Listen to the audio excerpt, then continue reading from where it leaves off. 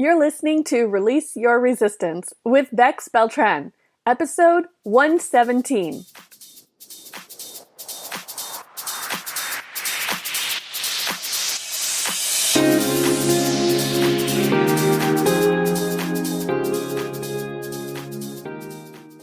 Welcome to Release Your Resistance. This is Bex. The only reason why any of us don't have what we want in life is because of our own resistance. Right now, I'm learning how to recognize and release my resistance, and this podcast tells you how you can release your resistance so that you can live the exact life that you want. Let's get started. Today we are in the second of 8 episodes all about how to let go and surrender. If you missed last week's episode, I suggest you go back and listen to that one first so that you can listen to all the weeks in order, and you can find it at bexb.org/letgo, Letgo. Last week was the introduction to how and why to let go and surrender, and how these 8 episodes will follow and provide context for the Let Go and Surrender Journal. So this week I'll be sharing some specific ways that you can practice surrender. When I was diving into this work 2 years ago, I was all in. I believed in the benefits of letting go and I wanted them for myself, but I had a hard time thinking of how specifically. I knew I wanted the benefits, but I did not know what I should do to get them. And this week's topic is an answer to that question. There are a couple of practices you can start in order to learn how to let go and surrender. And in the most basic terms, you can clean and clear, you can say no and yes, and you can give and receive. I know those basic terms are just way too vague and unhelpful, so let's get a lot more specific. We clean and clear daily, both mentally and physically, to set up the mind to receive. If you wonder how you can let go and surrender, there may be something blocking your openness and your clarity. You may not notice or believe in possibilities because something may be in the way. The first practical step to letting go is cleaning and clearing, both physically and mentally. Is something physical taking your energy because you own it and you are responsible for it and you have to take care of it? When you notice a space in your home or when you think about your belongings, does anything drag you down because it is cluttered, messy, or overwhelming? We become so familiar with our surroundings that we don't even notice when things are overcrowded, or when things are out of place, or when we are keeping something we do not like or need or want. These physical things in our physical environment not only take up physical space, but they subconsciously take up mental space too. They give us one more thing to house, to see, to notice, to think about, maybe to clean or move or put back. What if you just let go of what you don't want or need or like? Have you ever cleaned out a space like a closet or garage or even just a single shelf, and you only put back exactly what you need and want there? Maybe before you put the things back, you even dusted everything off and replaced it all in a nice, orderly fashion? What a relief, right? Didn't you feel so renewed as you looked at that bright, clean, open area with only your intentional belongings put back? You can do this as a step to practice surrender. It might seem unconnected, but clearing out your physical space can be such a powerful metaphor as you reprogram your brain. You get such relief in getting rid of and letting go of things. Just before the new year, I was having a dinner with a big group of friends. There were probably 8 of us at the table, so there were multiple conversations going on at once, and we would all dart in and out of the discussion as we heard or overheard things from other parts of the table. And I asked one friend what she had been up to lately, and she had just gone through a massive decluttering phase in her home. I said, "Wow, I bet you feel so refreshed and relieved. Is it so calming for you now?" She agreed that it was, and another person sitting nearby leaned in. She said, "What did you say was a relief? What was so calming?" We told her what we were talking about and the benefits of having decluttered, and our whole side of the table just got so excited talking about getting rid of things and knowing people who were professional organizers and how great the space looks after, but how hard it is for some people to decide to get rid of things. And we all recognized and agreed that getting rid of things opens up more space for calmness and peace. It was like a unanimous agreement in that conversation. So why not give yourself that gift as you learn to let go? Around this time of year, the new year, we hear this expression a lot: out with the old and in with the new. This is exactly what I'm suggesting for you as a step to surrender. You can let go of the old to make space for the new, and you can let go of tangible things to make space for intangible things. Check in with your surroundings. What is taking up space? This does not need to be a full, drawn-out, multi-day project, but it could be. You could even do a micro declutter. It could be as small as reaching into a pocket and finding a tissue or an old receipt or some lint and throwing it away. Even that tiny action can send a powerful message to your brain. When you clean and clear physically, you suggest to your brain that you can do this mentally too. When you throw away that old receipt or tissue, your brain may start to wonder, what else can I throw away? Be ready for a rush of motivation to start cleaning things out. If you're following along in the Let Go and Surrender journal, there are a few different prompts and pages with suggestions phrased in a few different ways for you to think and write about how you can clean and clear physically. Or is it something mental that's taking up space in your brain that you're responsible for, that you have to take care of? Letting go of things is physically letting go of tangible physical items like possessions in your house. It is also a metaphor for letting go of ideas, letting go of expectations, letting go of something that you want and don't have, letting go of need and attachment. This might be another time when your brain is saying, okay, yes, I'm in, but how? Letting go of expectations and attachment is easier said than done, right? I have a few more ideas to share that might help. I was listening to an interview with an anthropologist who talked about the proven, empirically observed benefits of ritual in reducing anxiety. His thesis is that regardless of if there is any causation between the ritual and an event, or if it is a placebo effect, using rituals can help reduce anxiety prior to starting a stressful task or experience. One ritual that you might consider for yourself is choosing a poem or a prayer or a song lyric or a quote that really embodies the idea of letting go for you. I mentioned this in last week's episode when I shared the idea of a daily reading of a surrender verse. I like to think of this ritual as intentional daily brainwashing. So washing in terms of cleaning, but also brainwashing in terms of pressuring yourself to adopt different beliefs through systematic means. You choose something to read aloud to yourself that really reminds you that you are always fine and that your needs are always met. You don't have control and shouldn't have control and don't need control. You can use the Full Abundance Change Me prayer from Tosha Silver's book that I used, or maybe you use the Serenity prayer that was popularized by AA. Or maybe it's the verse that I shared last week. That verse is both in last week's episode as well as in the Let Go and Surrender journal. Find some verse, poem, song lyrics, some set of intentional words, or write your own and read them to yourself every day.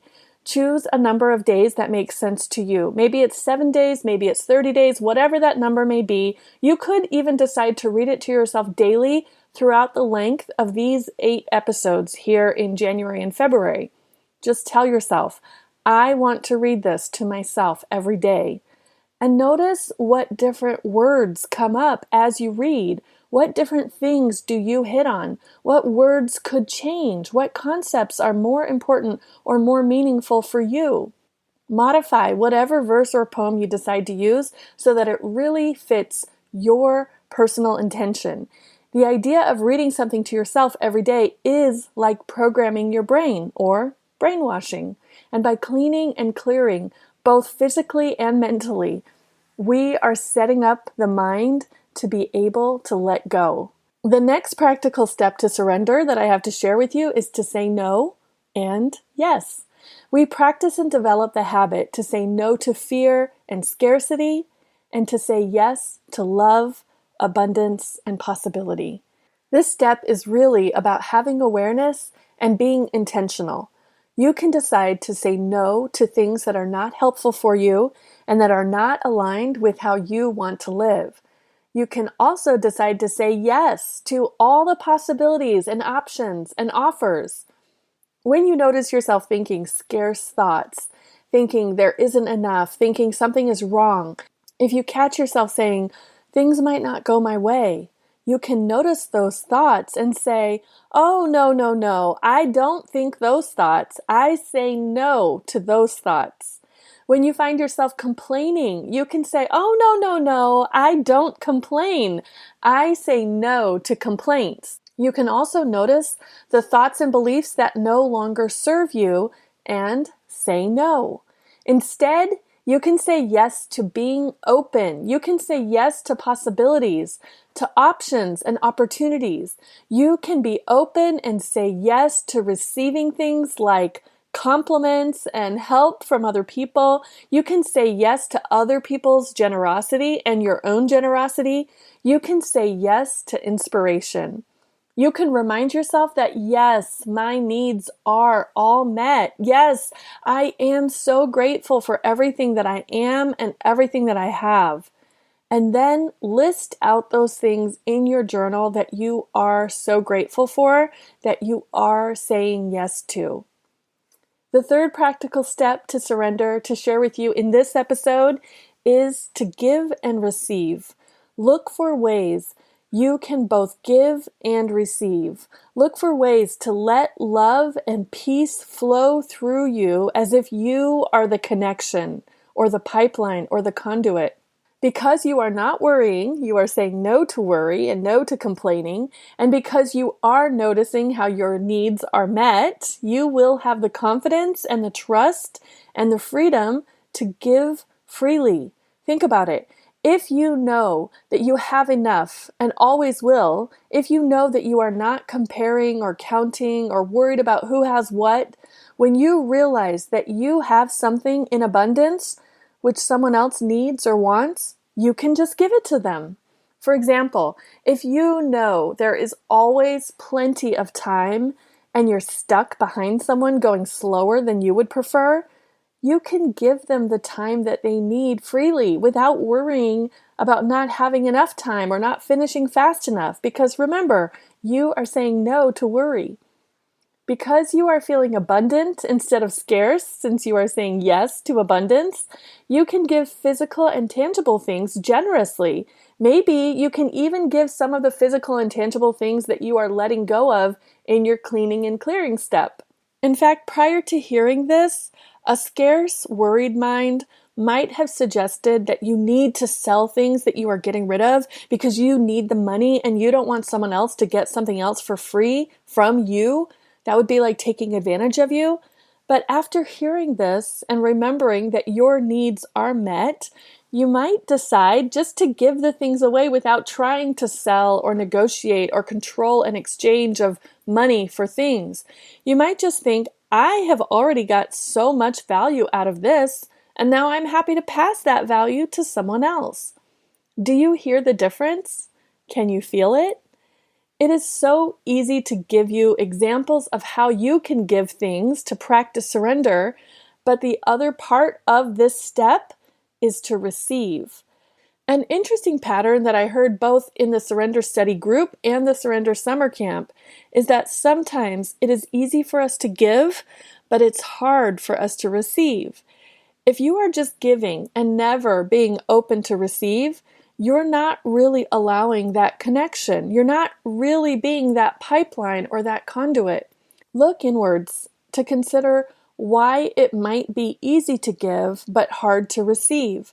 There may be some old beliefs there for you to clean out. There may be some outdated ideas that you can say no to now.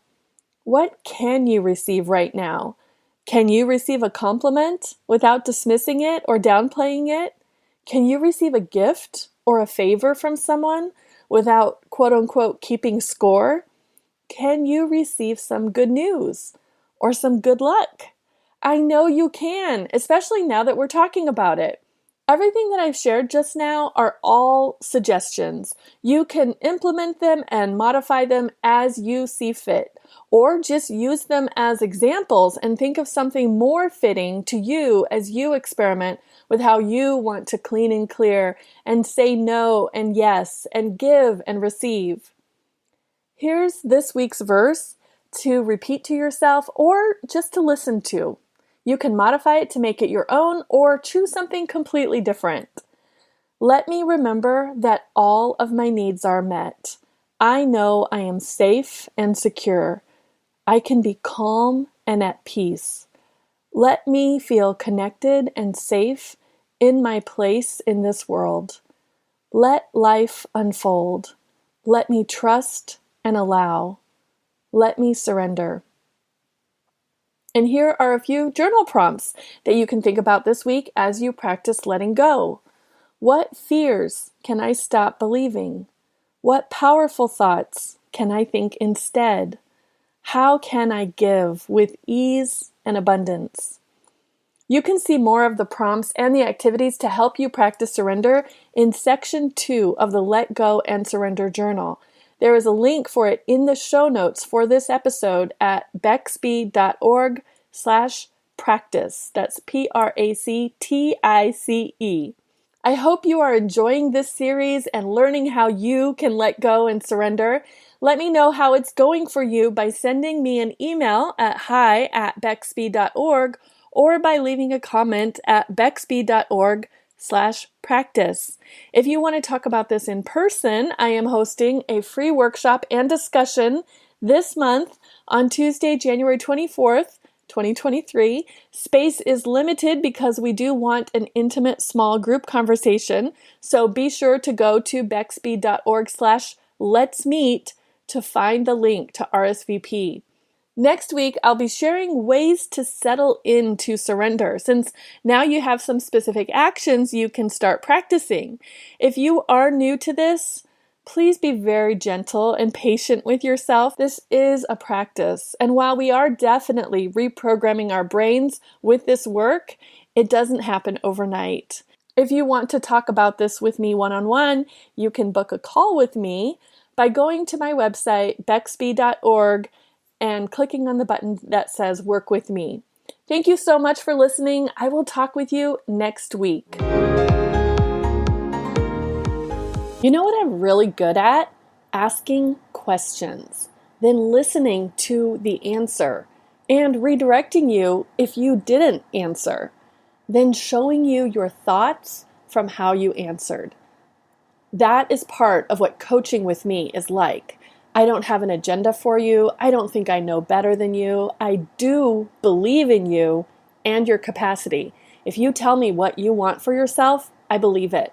I can see it for you. I can show you the thoughts that are keeping you from getting what you want. Then you can drop those thoughts and go get what you want. Coaching really works. Come to my site at bexby.org/coaching and book a session with me.